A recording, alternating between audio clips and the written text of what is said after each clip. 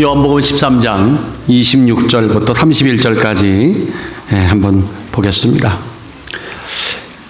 예수께서 대답하시되 내가 한 조각을 찍어다가 주는 자가 크니라 하시고 곧 한 조각을 찍으셨다가 가룟 시몬의 아들 유다를 주시니 조각을 받은 후 곧 사단이 그 속에 들어간지라. 이에 예수께서 유다에게 이르시되 내 하는 일을 속히 하라 하시니 이 말씀을 무슨 뜻으로 하셨는지 그 앉은 자 중에 아는 이가 없고 어떤 이들은 유다가 돈깨를 맡았으므로 명절에 우리의 쓸 물건을 사라 하시는지 혹 가난한 자들에게 무엇을 주라 하시는 줄로 생각하더라. 유다가 그 조각을 받고 곧 나가니 밤이러라. 저가 나간 후에 예수께서 가라사대 지금 인자가 영광을 얻었고 하나님도 인자를 인하여 영광을 얻으셨도다. 아멘. 하나님 오늘 이곳에 계십니다. 우리를 축복해 주십니다. 건강과 또 여러분들 그동안의 기도 제목들 오늘 꼭 받는 선물 받다가 꼭 돌아가시기를 주의 이름으로 축원합니다. 여러분들 모든 영역에서 말입니다. 전문가, 프로라고 말하는 분들 어떤 분들이냐면 해당 분야에 전문적인 어떤 식견, 지식, 정확한 상황 판단은 기본인 분들이죠. 인정하십니까? 그건 기본입니다. 덧붙여서 실체에 대한 충분한 이해력, 어떤 상황에 대한 그 파악력, 이해력과 함께 민감성을 갖춘 자들이 진짜 프로입니다. 진짜 전문가입니다. 아마추어와 프로의 차이가 거기 있죠. 제가 지금 민감함이란 단어를 썼는데 이 민감하다는 말과 예민하다는 말은 같나요? 다르나요? 분명히 다릅니다. 어떤 전개되는 상황 가운데 예민하다는 말을 할 때는 아주 날카롭다는 의미가 담겨 있어요. 날카롭다, 신경적인 반응을 보이는 그런 뜻이라면 민감하다는 말은 감수성을 가지고 사려 깊게 행동하다, 판단하다, 주변 분들을 이해하다, 이런 따뜻함이 담겨져 있어요. 그래서 저 뉘앙스가 예민하다와 민감하다는 전혀 달라요. 여러분들은 예민하기 원하십니까? 민감하기 원하십니까? 무르나만한 얘기입니다. 오늘 진정 프로에게 필요한 민감함이 꼭 여러분과 저에게도 있기를 원합니다. 그런데 이 영적 일도요 똑같습니다. 하나님의 일에 대해서, 하나님에 대해서 세밀한 이해력과 민감한 자들이 진짜 세상을 바꾸고 하나님의 역사를 이루고 그리고 주의 복음을 전하는데 그 사명을 완수할 수 있는 프로가 되는 것입니다. 프로인 것입니다. 그런 것이 부족할 때 반드시 문제가 생깁니다. 영적 문제가 생깁니다. 그리고 위기가 닥쳐옵니다. 여러분들 엘리 제사장 아시죠? 그분의 실패 원인이 뭐라고 생각하십니까? 성경에 보니까 뽀젓이 대제사장 직분 받았어요. 사사라고 하는 고귀한 직책 받았습니다. 그거 받아놓고 하나님이 누구신지, 하나님이 하시는 일이 어떤지에 대한 충분한 이해가 부족했습니다. 아니, 이해를 안 하려고 했던 게으름이 보입니다. 그 게으름, 문외함 때문에 중대함을 소홀히 하다가 결국 인정에 끌렸죠. 넉나간 자식 사랑에 빠져갖고 자기 직분 직책 망각한 채 결국 자신은 뿐만 아니라 가족까지 몰락하는 아주 비극의 주인공이 됐죠. 제게 이분에 대한 인생에 대한 어떤 의미, 성경이 주는 의미를 말하란다면 이렇게 말하고 싶어요. 프로의 옷은 걸쳤지만, 전문가의 옷은 걸쳤지만 결국 아마추어적인 생각과 아마추어진 인생 태도로 살다가, 영적 태도로 살다가 그렇게 인생의 뒤안길로 허먹이 간 자라고 난 말하고 싶습니다. 성경에 보니까 모습이 곳곳에 보입니다. 사무엘상 3장에 보세요. 엘리의 눈이 점점 어두워가서 잘 보지 못하는 그때, 이게 과연 눈 얘기만 하는 걸까요? 백내장, 녹내장이 왔다는 얘기일까요? 이거 영적인 얘기예요. 그때에 그가 자기 처소에 누웠고 하나님의 등불은 아직 꺼지지 아니하였으며, 하나님의 등불도 안 꺼졌는데 자기는 먼저 처소에 들어가 턱하니 자리 피고 주무고 계시네. 그러면 그때 어린 사무엘은 뭐 했느냐? 사무엘은 하나님의 교회에 있는 여호와의 전에 누웠더라. 달라요. 달라. 또 보니까 엘리의 아들들은 불량자라, 여호와를 알지 아니하더라. 알지 못하더라가 아니에요. 알지 아니하더라예요. 이 소년들의 죄가 여호와 앞에 심히 크므로 그들이 여호와의 제사를 멸시하며 했더라. 자, 그런 두 아들을 아버지가 제사장이니까 당연히 제사장으로 물려줬던 그 엘리가 어떻게 태도를 취합니까? 그들에게 이르되 너희가 어찌하여 이런 일을 하느냐? 내가 너희의 악행을 이 모든 백성에게서 듣노라. 좋았어요. 약간 좋았어요. 그 다음에 뭐라고 그랬어요? 우리 같으면 내 이놈 하고 그냥 다리 몽둥아리를 거기까지 합시다. 근데 거기서 아주 점잖게 하시는 것 같아요. 내 아들아 그리 말라. 참 이럴 때입니까? 내게 들리는 소문이 좋지 아니하니라. 너희가 여호와의 백성으로 범각케 하는구나. 끝. 거기서 끝났어요. 아무 효과가 없었어요. 아무 영향력도 없었어요. 사랑하는 여러분들, 오늘 영적인 프로가 되시기를, 전문가가 되시기를 정말 진심으로 기원합니다. 오늘 본문이 그래서 동일하게 우리의 주목을 받습니다. 지대한 관심이 본문에 쏟아집니다.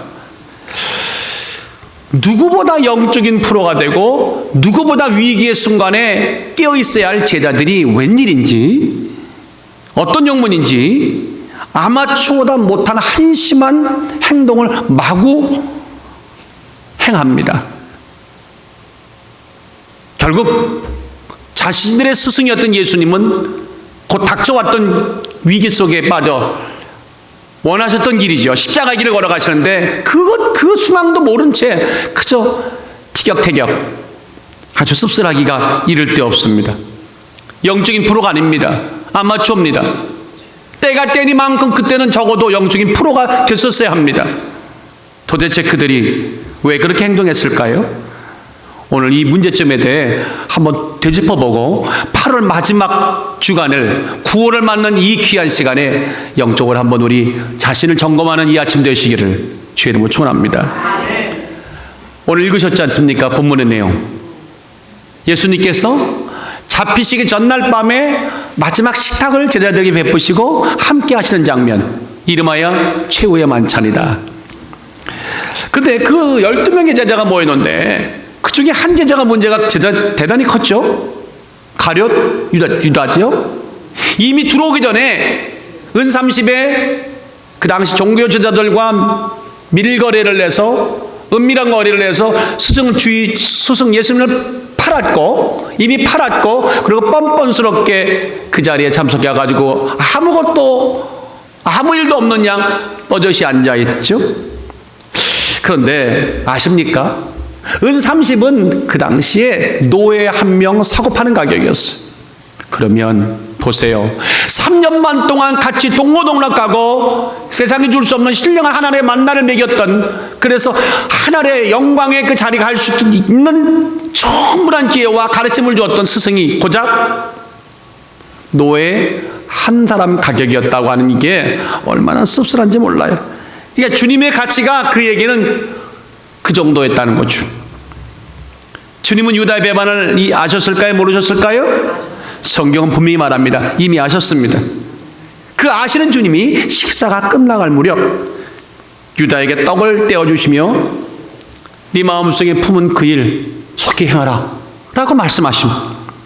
그러자 가룟 유다가 그 떡을 가지고 즉시 떠나갑니다.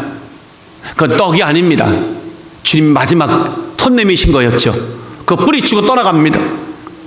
문제는 그 다음입니다. 그 엄중한 상황이 벌어지고 있는 상황 속에 아무것도 영문을 모른다는 듯이 나머지 제자들이 엉뚱한 얘기만 늘어놓고 있습니다. 그 광경이 그 모습이 매우 인상적입니다. 머릿속에서 지워지지 않습니다. 무언가 분명히 가룟 유다는 물론이거니와 그 나머지 제자들 크게 잘못됐습니다. 아주 잘못됐습니다. 이렇게 한가로움과 여유를 부릴 때가 아니지 않습니까? 이들만 그럴까요? 오늘 우리들은 한가롭지 않습니까? 여유 부리고 있지 않습니까? 도대체 오늘 우리가 이 가을을 들어가는 이 시점에서 영적으로 한번 허리를 졸라맬 수 있는 그 근거와 영적인 은혜를 꼭 사모하는 이 아침, 함께 나누는 이 아침 되시기를 주의 이름으로 축원합니다. 오늘 본문이 주는, 우리에게 주시는 이 가장 강력한 메시지는 이겁니다. 하나님과 긴밀한 교통, 하나님과 긴밀한 소통이 결여가 되면 영적으로 둔감해지고, 다 같이 영적으로 둔감해지고, 둔감의 끝은 오감의 마비다. 우리의 5가지 감정들, 사람이 사람 존재할 수 있는 영적인 오감도 다 마비된다는 거예요. 근데 그 순간이 마귀가 가장 기뻐하는 순간, 기뻐 박수치는 순간의 사실을 꼭 잊지 말라고 성경은 말하고 있는 거예요. 자, 그러면 물어봅시다. 과연 이 말은, 이 결론을 가룟 유다에게만 해당됐을까요? 제가 분명 앞서 몇 번 얘기했지 않습니까? 가룟 유다는 당연한 거예요. 나머지 제자들도 거기에는 해당 사항이 있을까 없을까요? 당연히 있습니다. 가룟 유다야 예수님 팔은 주범이었다고 칩시다. 그런데 다른 제자들도 똑같이 그랬습니다. 그의 준하는 주님을 안 팔았을 뿐이지 영적으로는 완전히 둔감되고 마비된 상태였습니다. 그렇게 말하는 근거가 어딨냐고요? 그 타당한 근거, 객관적인 사유를 한번 오늘 성경을 통해 돌아보자는 겁니다. 자, 안타깝게도요, 예수님은 가룟 유다가 스승인 자신을 어떻게 종교 지도자들에게 넘겨줄지, 팔았는지 넘겨줄지 그 모든 것을 이미 하셨어요. 2절에 보니까 그래서 아예 주님께서 그 이야기들을 쭉 하고 계세요. 2절, 3절에 보면 쭉 그 얘기를 하고 계세요. 자, 그런데 그 잘못된 유다의 생각과 결정이 결국은 자신을 파국으로 몰고 파멸의 길로 인도할 것을 이미 아셨기 때문에 스승인 예수의 마음속에는 어떻게든 간에 그걸 막으려고 무진 애를 쓰시는, 그 무진 애를 쓰셨던 그 흔적들이요, 그날 마지막 그 식탁에서 나누는 모든 대화 가운데 구석구석에 속속들이 드러나 있어요. 자, 21절에 보니까 오늘 읽으신 말씀이 이제 나옵니다. 가라사대 내가 진실로 너희에게 이르노니 너희 중 하나가 나를 팔리라. 믿으시면 아멘. 예, 너희가 나를 팔리라, 이런 말씀들을 하셨어요. 자, 근데 뜻밖의 그 말씀을 들은 순간에 제자들이 무척 당황했겠죠? 동요했을 것입니다. 그리고 서로를 쳐다보면서 그가 누구냐 설왕설래하며 제자 요한은 그때에 주님에게 묻기도 했습니다. 그 24절에 보니까 시몬 베드로가 머리짓을 하여 말하되 말씀하신 자가 누구인지 말하라 한데 그가 누굽니까? 요한입니다.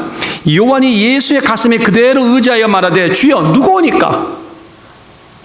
도대체 누가 예수를 팔잡니까? 하고 막 궁금해하고 의아스럽고 당황하는 그 순간에 요한이 직접 물었어요.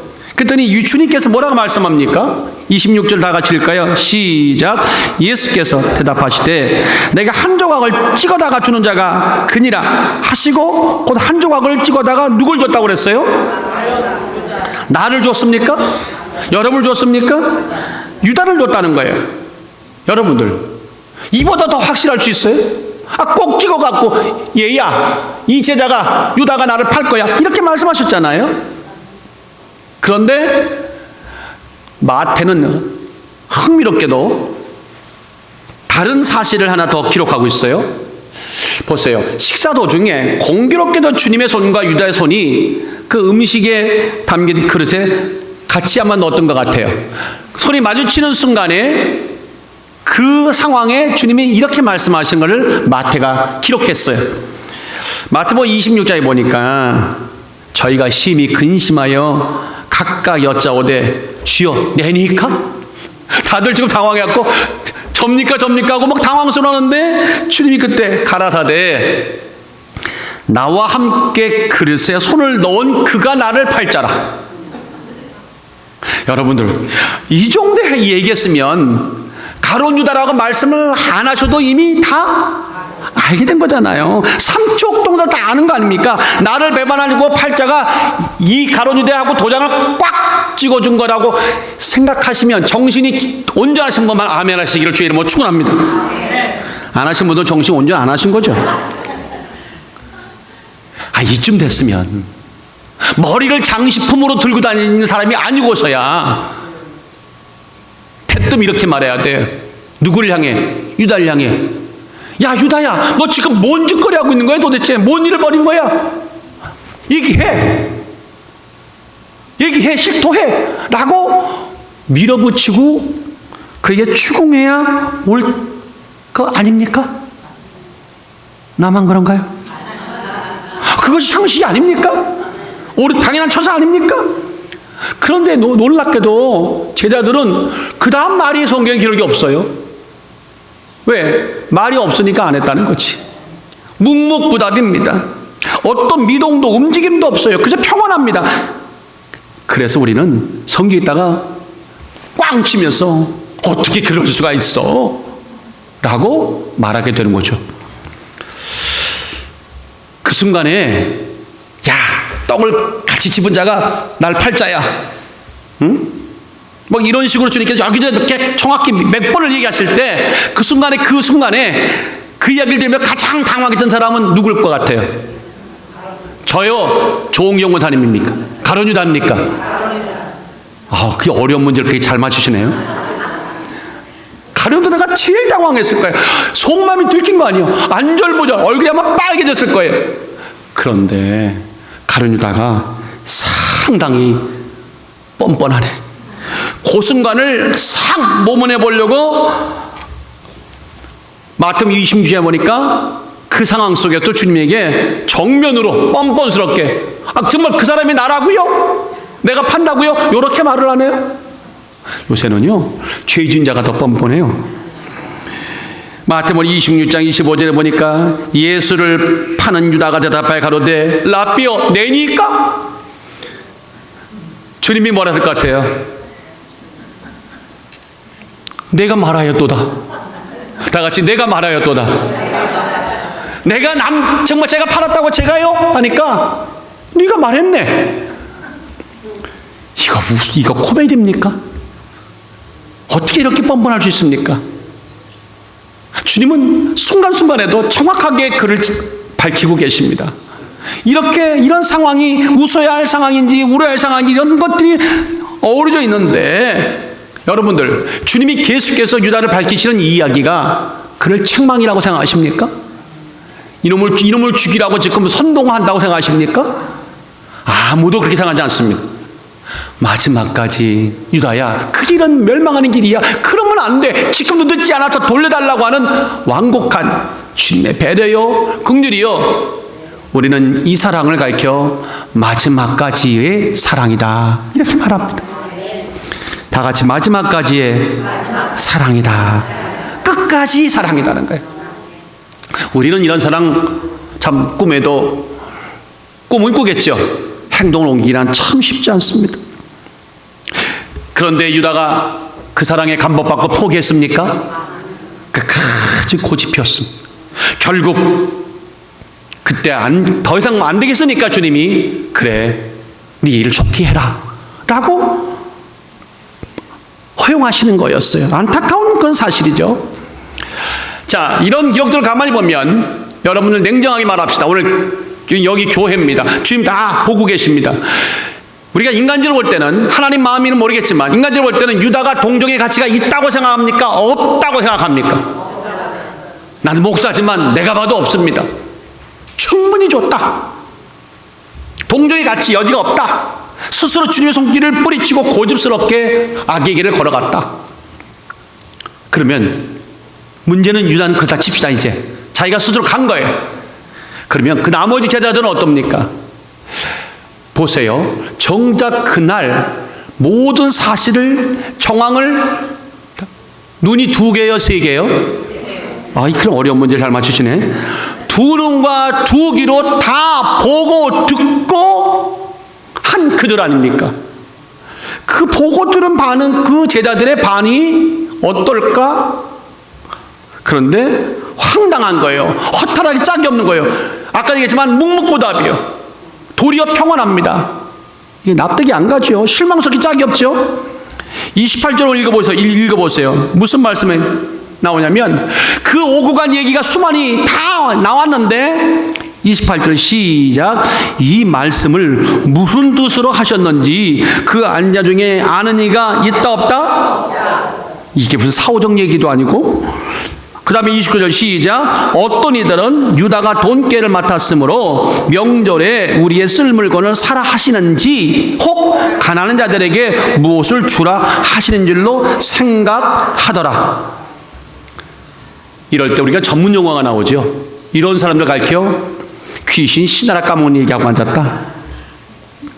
직접 다 들었잖아요. 수차례 들었잖아요. 무슨 일이 정황이란지 이미 알고 있잖아요. 근데 모른다는 거예요. 진짜 몰랐던 건 몰랐어요. 자신들 앞에 펼쳐지는 상황, 들었던 이야기 아무것도 남는 게 없어. 근데 그 대화 내용이 뭐였어요? 다른 것도 아니라 그들이 그렇게 사랑하는 스승인 예수님을 제자가, 그것도 얼마나 신뢰감이 있었으면 돈가방을 맡겼을까? 그걸 맡겼던 유다가 팔았다고 하는 이 엄청난 어마어마한 이 이야기를 듣고 보았고 환경 상황을 다 알고 있는 것 같았는데 모른다는 거예요. 난 성경을 읽다가 이런 마음이 들더라고요. 도대체 얼마나 정확하게 세세하게, 이런 건 천천히 해야 돼요. 세세하게. 우리 아들이 말입니다. 다니엘이 무슨 말만 하면 단답형이야. 남자애들은 그런가 봐요. 어떻게 학교 생활 어땠니? 끝. 어땠어? 그래서 어땠어? 끝. 너도 길게 좀 얘기해봐. 길게 했더니 끝. 얘가 나랑 지금 코미디 하는 건지 끝 그러더라고. 그래가지고 내가 끝나고 물어보려고 그래. 너 지금 나랑 유머한 거냐? 진짜 아니면 진짜 길자라니까 끝한 거냐? 후자라면 내 미래가 불확실하다. 그런데 갑자기 말 나오는지 모르겠지만 얼마나 일일이 설명해줘야 알아먹겠냐는 거예요. 개탄스럽기가 짝이 없잖아요. 아니 속기 가서 나를 팔라는 그 얘기가 명절날에 무슨 가난한 자들 도와주라는 얘기를 어떻게 귀에 들리며, 명절날에 우리가 물품 뭐가 좀 라면이 떨어졌다 쌀이 떨어졌다 어떻게 이런 얘기를 들릴 수 있냐는 거예요. 들린 게 기적이지. 믿으시면 아멘. 저는 불화가 화가 막 솟구쳤지만 가만히 묵상하는 가운데 하나님 어떻게 그렇게 들려요? 하는데 저한테 그러시더라고. 너를 돌아봐라. 어떻게 해요? 때때로 사모님이 나에게 한참 진지한 얘기할 때 진지한 얘기 한참 쏟아놓는데 내가 딴 생각을 해요. 건성건성 들어요. 들으면 분명히 들었죠. 저분은 말씀을 했어요. 그럼 나는 이 안에 그 중요한 얘기가 남아있나요? 듣기는 들었는데 안 들렸어요. 전혀 안 들렸어요. 그리고는 뭐라고? 오늘 김치찌개 먹자고? 이렇게 햇소리에. 우리 각가다 요새 집사님이 나랑 그런 거 많아요. 제가 좀 오른쪽 귀가 조금 옛날에 다쳐가지고 잘 안 들리니까 더 해요. 그래가지고 나는 내가 말하면 동문서답한대요. 참 화가 나 죽겠는데. 여러분들, 이런 현상을요, 심리학에서는 확증편향이다. 다 같이 확증편향. 시작. 확증편향이라고 해요. 보고 싶은 것만 봐요. 듣고 싶은 것만 들어요. 아시겠죠? 그런 상황, 이게 오류죠. 기존에 자식이 신념에 부합되는 정보나 근거를 얘기할 때는 귀가 반짝 뜨이는데, 듣고 싶지 않은 얘기 듣고 나면 들어도 못 들어. 진짜 안 들린 거예요. 못 들은 거예요. 들은 적이 없는 거예요. 그래, 그런 분들 나오면 이분들 이거 이상한 사람이 하지 마세요. 아, 확증 편향은 오늘 그거였구나 라고 이해하시면 됩니다. 근데 그런 인지적인 편향, 심리적인 접근 말고 영적으로 보자는 거예요. 제자들 영적으로 보자는 거예요. 그 오고 간 진지한 얘기들, 어마어마한 얘기들 왜 안 들렸을까? 이상하게 들렸을까? 영적으로 둔감해진 거죠. 영적으로 이미 오감, 보고 듣고 만지고 이 모든 게 다 마비된 거예요. 참 안타까운 거예요. 영성생활이 바닥을 치면 한쪽으로 쏠리게 되죠. 한쪽으로 쏠리면 중심을 잃게 되죠. 그 다음부터는요, 진짜요, 봐도요, 보여줘도 못 믿어요. 들어도요, 안 들려요. 믿지 않아요. 도마 보세요. 제자들이 부활하신 예수님 봤다고 해도, 여러분, 거짓말 하더라도 한두 사람이 가지고 거짓말 가지고 어떻게 다 똑같이 거짓말할 수 있겠어요? 그러니까 진짜 거짓말하면 진짜 진실인데 예수님의 부활의 문제 갖고 어떻게 거짓말할 수가 있겠어요? 그런데도 끝까지 안 믿잖아요. 보고 믿은 것이 기적이지. 할렐루야. 그래서 그리스도인들은요, 아주 이 단계가 여기까지 가면 안 된다는 거예요. 예수님의 제자들도 별 볼 없더라는 겁니다. 영적으로 자꾸만 멀어져 가면, 둔감해지면 마비됩니다. 그날 밤 제자들이 그랬죠. 제 생각이냐고요? 아니요. 누가가 정확하게 그날 그들이 그랬음을 시인하는 이야기를 기록해놨어요. 누가복음 22장에 22절에 24절까지 이렇게 말합니다. 인자는 이미 작정한 대로 가거니와 그를 파는 그 사람에게 화가 있으리라 하시니 저희가 서로 묻되 우리 중에 이 일을 행할 자가 누구일까 하더라. 여기까지는 다 이해가 되시죠? 그 다음에 뭐냐면 또 바로 그 엄중한 상황에 또 저희 사이에서 그 중에 누가 크냐 다툼이 일어난지라. 여러분들, 지금 그 상황에 베드로가, 요한이 누가, 내가 더 커, 네가 더 커, 내가 예수 먼저 믿었어, 우리 교회 먼저 왔어, 네가 늦게 왔어, 뭐 이런 거 지금 도토리 키재기 재벌 그 순간입니까? 참 답답해.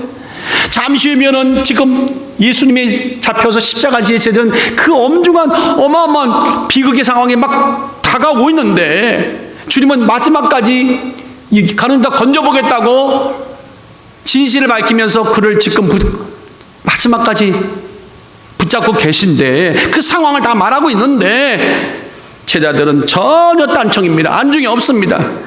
엉뚱한 관심으로 티격태격. 이런 일이 양심상으로도 일어나면 안 됩니다. 근데 일어났다는 얘기 뭔지 압니까? 마비가 된 거예요. 마비가 된 거예요. 그것이 문제라고 생각도 없는 거예요. 참 답답합니다. 동문서답입니다. 누가 크냐가 그 신랑이만 버리고 있습니다. 그럴 때가 아니지 않습니까? 이럴 수가 없는 거 아닙니까? 이것이 뭔지 압니까? 영적인 이렇게 무섭다는 것입니다. 사랑하는 여러분들이요, 안 보이고 안 듣기에는 완전 깜깜한 이 상황이 우리에게 전혀 나타나지 않기를, 일생이 없기를 예수의 이름으로 축원합니다. 신앙생활이 뭐라고 생각하십니까? 신앙생활, 영적 감성이 점점 임프루브 되는 거예요. 증진되는 겁니다. 영적 감각이 점점 열리고 아주 민감해지는 겁니다. 정말로 아멘, 동의하시면 아멘 하십시오. 그로 인해서 하나님이 하시는 일이 뭔지 내가 납득이 안 되지만, 이건 하나님이 하시는 일이야, 하나님은 이런 분이야라고 깨닫게 되고 이해하게 되고 수용하게 되는 이 민감해지는 거, 영적으로 민감해져 가는 거, 예민한 게 아닙니다. 이게 축복입니다. 작은 사건 속에서도 하나님을 느끼는 것입니다. 그럴 때는요, 보이지 않던 것도 보여요. 어떤 분은 보이는 것도 안 보인다고 하는데 이건 보이지 않는 것도 보여요. 들리지 않은 것도 들려요. 좋은 것만 들려요. 좋은 거라고 하서는 하늘의 이야기입니다. 하늘의 메시지입니다. 하나님의 세계가 우리 삶 속에 얼마나 긴밀하게 역사되고 있고 나와 함께 하시는지를 느끼게 돼요. 그러면 신앙생활에 맛이 나요. 교회 갈 맛이 막 생기는 거예요. 더 뜨거워지는 거죠. 사랑하는 여러분들, 오늘 묻고 싶어요. 하나님의 소통이 중요하다고 말씀을 드리고 있잖아요.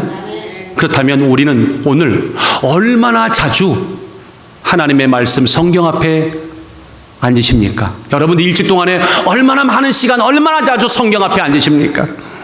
얼마나 깊은 진심으로 하나님과 하나님의 손길을 그리워하며 오늘 내 안에 임재달라고 기도하십니까? 내 삶을 다스려 주십시오.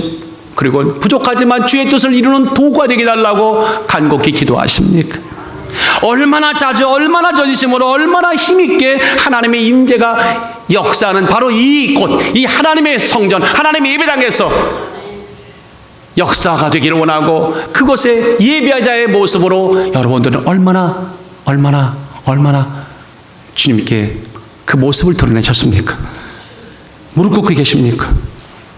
이게 제가 드리는 얘기가 아닙니다. 성경이 하는 얘기입니다. 이게 살아있는 겁니다. 이게 영적으로 살아있는 겁니다. 모든 감각이 그럴 때 정상으로 돌아갑니다. 기능이 원활해집니다. 그것이 살아있는 겁니다. 영적 감각이 정상적으로 작동할 때 우리의 영성과 실력은요 그 어느 때보다 참 힘이긴 합니다. 그럴 때 정말 귀신들 자에게 나사렛 예수 이름으로 명하느니 떠나가라 할 때 한 번에 떠나가는 역사가 있을 줄 믿습니다. 오늘 통역하시는 소집사님에게 제가 죄송한데 아까 제가 설교에는 없는 내용인데 오늘 교회에 와서 말씀 묵상하고 다 준비하고 잠깐 도서실에 들어갔어요. 도서실에 가서 책들을 보는데 20년 전에 출판된 수필집 하나가 눈에 들어왔어요. 사랑은 사흘분의 설탕이에요.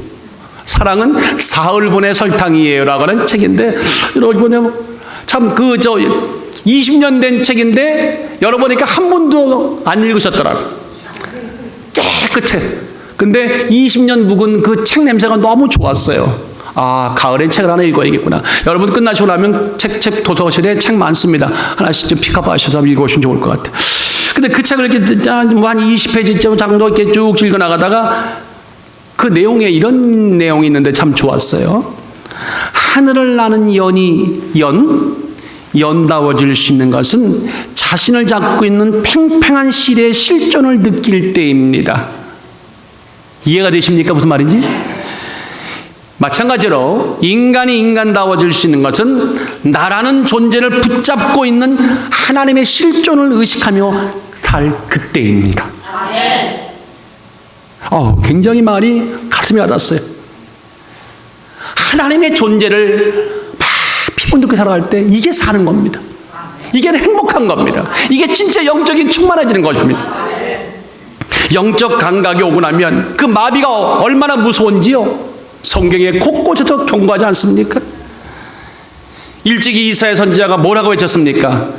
이스라엘이 왜 멸망하였느냐 이거였다고 말합니다. 이사야 6장 9절에 말하기를 여호와께서 가라사대 가서 이 백성에게 이르기를 너희는 듣기는 들어도 깨닫지 못할 것이요 보기는 보아도 알지 못하리라. 이게 저주라는 거예요. 시편 94편 8절에 그래서 시편 기자는 백성 중 우둔한 자들아 너희는 생각하라. 무지한 자들아 너희가 언제나 지혜로운 자가 될고. 이 영적으로 무지한 자들아 좀 생각 좀 하고 살아라. 언제나 지혜로운 자가 될고 언제나 하나님과 긴밀한 자가 될고 영적인 소통이 될까 탄식하며 쓴 글입니다. 이해가 되시면 아멘. 사무엘하 6장을 보니까 100년 만에 법궤를 블레셋에게 뺏긴 지 100년 만에 여러 가지 우여곡절을 거치고 드디어 법궤가 다윗성으로 돌아옵니다. 그때 한 사람이 나와가지고 막 허리치며 풀어진 것도 모르고 춤추는 사람이 있었죠. 누굽니까? 다윗이죠. 덩실덩실 춤을 췄다고 그랬습니다. 저번에 한번 제가 설교할 때 이건 막춤이었다고 그랬죠? 막춤의 근거가 여기 나왔다고 내가 기억나시면 하면, 자, 요 앞에 힘을 다해서 춤을 추는데 때에 배옷을 입었더라. 저는 이 내용을 여러분에게 묻고 싶어요. 그날 왕이 거룩한 체면도 다 팽개치고 덩실덩실 춤을 추었던 이유가, 까닭이 뭐라고 생각하십니까? 여러 가지 이유가 있겠죠? 표현이 있겠죠? 저는 오늘 이렇게 말하고 싶어요. 남들이 못 본 것을 그는 보았다. 남들이 못 보는 것을 그는 보았다. 그 수많은 무리 가운데 정확하게 남들이 못 봤던 걸, 보고 싶었던 걸 본 자는 분명 다윗이었다. 하나님의 임재입니다. 하나님의 역사하심, 하나님의 기뻐하심. 너무 좋았던 거예요. 하나님 보좌 위에 계신 하나님이 너무 기뻐하시는 모습을 다윗이 보는 순간 너무 좋아서 실덩실 춤을 추. 멋지지 않습니까? 아, 정말 영적으로 부럽습니다. 하나님과 마음이 맞닿은 탁월한 교감, 다 같이 부럽습니다. 시작. 부럽습니다. 근데 그것을 보지 못하니까, 보지 못한 자는 아이고 왕이 돼가지고 체면 높게 시니 하고 비아냥거리죠. 그 비아냥거리기만 했습니까? 아마 속으로는 아이고 저런 사람이 무슨 왕이야 하고 얕잡아봤을 거예요. 그 무리 가운데 아무리 가까운, 다윗과 가까운, 제일 가까운 무촌 같은 아내 미갈일지라도 영성은 다르니까 내용도 모르고 저 왕이 왜 저래? 저 남편 누구 망신시키는 거예요? 아우 창피해. 저 사람이 내 남편이라니 하고 비난의 화살을 쫙 날렸잖아요. 어떻게 된지는 집에 가만 찾아보세요. 또 한 번 말씀을 드릴게요. 요나서 1장에 보면 누군지 아시겠죠? 요나서 1장에 누가 나와요? 뭐 요나는만 나오는 게 다 나오지. 근데 요나만 눈에 들어와. 역시 여러분 마음, 내 마음, 내 마음, 여러분 마음. 우리는 한 식구 많네. 할렐루야. 모두가 지금 요나가 지금 다시스로 도망가는 바람에 온 폭풍우리 나갔고 배가 그냥 뒤집어지게 뒤집어갖고 어쩔 줄 모르고 물을 퍼내고 기술을 잡아라 돛을 내려라 난리치는데 한 사람만 저 배미창에 가갖고는 세워라 내워라. 그 다음에 하지 마세요. 그건 유행갑니다. 가도를 말아라. 세워라 내워라 하고 저기서 잠 푹 주무신 분 딱 한 사람 누구라고요? 아니 왜 그 사람은 못 보고 있냐는 거예요. 왜 그 사람은 못 듣고 있냐는 거예요. 영적으로요 이렇게 둔감해지면 마비가 되면 들려요 안 들려요? 안 들려요. 보여요 안 보여요? 안 보여요. 여호와께서 대풍을 바다 위에 내리시며 바다 가운데 폭풍이 대작하여 배가 거의 깨어지게 된지라. 상공이 두려워하여 각기 자기 신들을 부르고 배를 가볍게 하려고 그 가운데 물건을 바다에 던지니라. 아수라장입니다. 난리가 났습니다. 근데 성경 뭐라고 말합니까? 그러나 요나는 배미창에 내려가서 누워 깊이 잠이 든지라. 수면제도 안 먹었는데 깊이 잠이 든지라. 제가 성경 읽을 때마다 화가 나가지고 혼자 이렇게 말해요. 이렇게 말하는 거지. 요나야 너 정신 차려라. 지금 네가 한가롭게 저 배미창에 품있게 얘기해야지. 당신께서 배미창에 편하게 누워 계셔서 잠을 주무실 때입니까? 지금 강단이니까 내가 점잖게 얘기한 거예요. 혼자 있을 때는 지금 잠잘 때야 정신 차리 사람아 하고 화를 냈겠죠. 참 이렇게 또 말하고 싶어요. 당신은 당신이 불순종해서 죽는다 칩시다. 왜 애꿎은 사람들 다 물귀신 만들려고 합니까?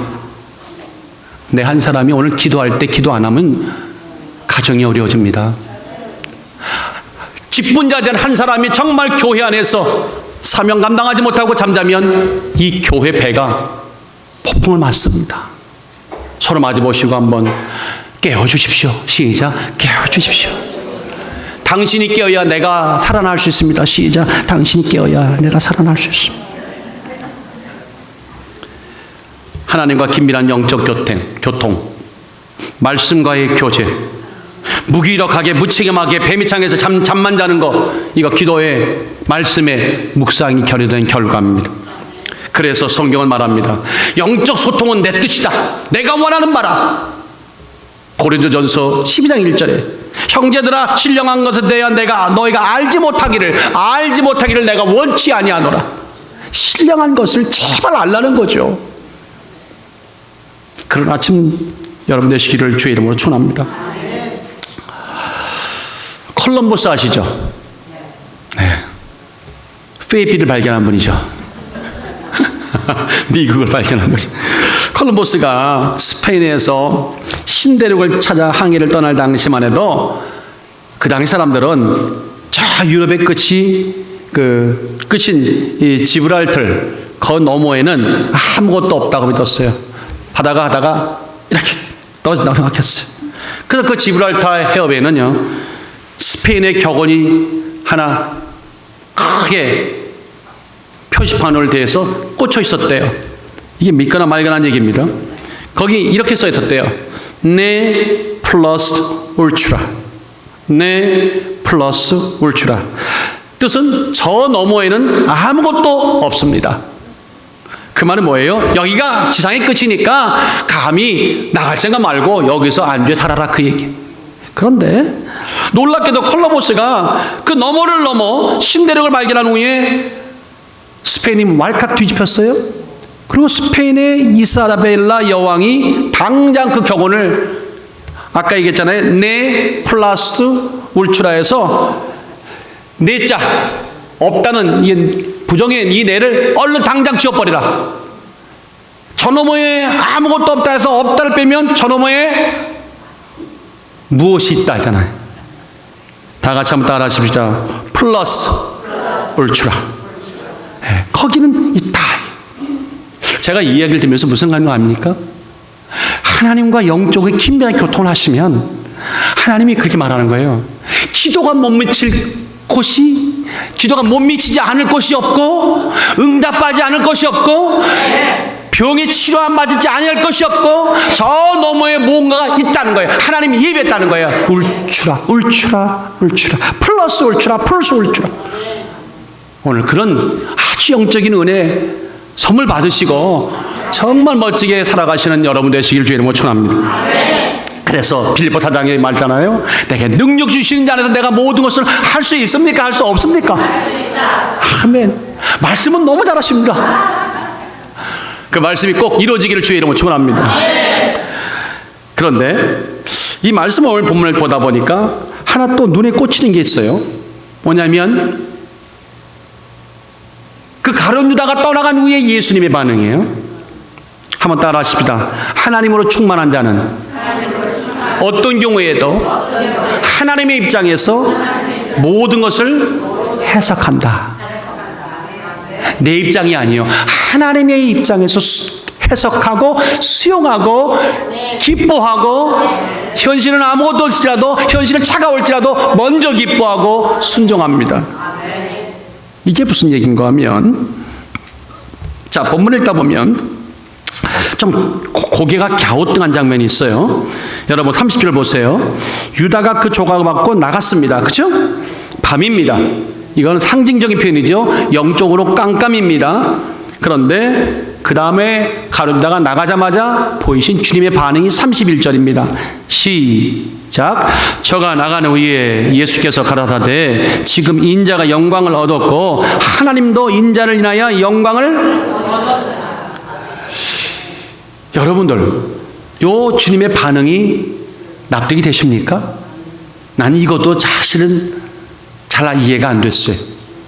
3년을 넘게 가르쳐온 제자가 누구도 아닌 당신을 은삼식 노예 가게 한 사람 가게에 팔아서 다 지배를 채우고 아무 일 없다는 듯이 와가지고 뻔뻔하게 있다가 너였다고 밝히는 순간에도 납니까라고 도리어 대들더니 네 일을 하라니까 떠나가는 이런 그 상황에 무슨 말이 필요합니까? 신뢰가 깨졌는데 마음에 그 상처가 난 그때 그 주님이 내가 하나님께 영광을 얻었다. 하나님도 영광을 얻으셨다. 라고 말했다면 조금 이게 여러분들 마음에 어떻게 다가오실지 모르겠어요. 영광을 받으신 하나님, 그런데 31절 말고 32절은 한 단계 더 나가십니다. 뭐라고 말하냐면 확인하십니다. 만일 하나님이 저로 인하여 영광을 얻으셨으면 하나님도 자기로 인하여 즉 예수님을 인하여 예수님에게 영광을 주시리라. 곧 주시리라. 자 보세요. 유다의 배신으로 내가 영광을 얻었습니다. 하나님. 그게 영광을 얻을 일인가요? 그래서 하나님 영광을 얻었습니다. 아멘. 확인합니다. 하나님 영광을 얻으셨다면 그 영광을 얻으신 하나님 너무 기뻐갖고 나를 영광스럽게 하십니다. 그 말이에요. 이해가 되시나요? 말은 이해가 되는데 이 고백이 이게 쉽게 나올 고백이 아닌 거죠.